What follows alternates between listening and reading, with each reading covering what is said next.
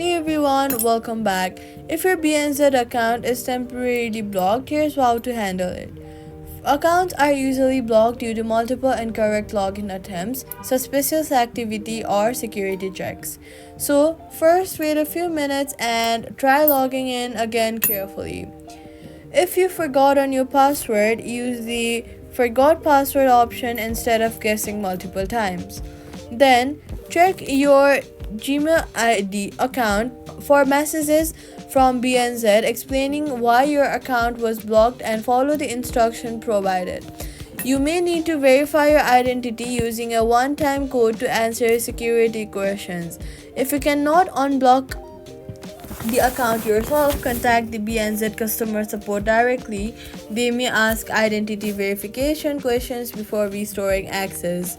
That's how to fix the BNZ account temporarily blocked safely and correctly. Subscribe for more quick fixes.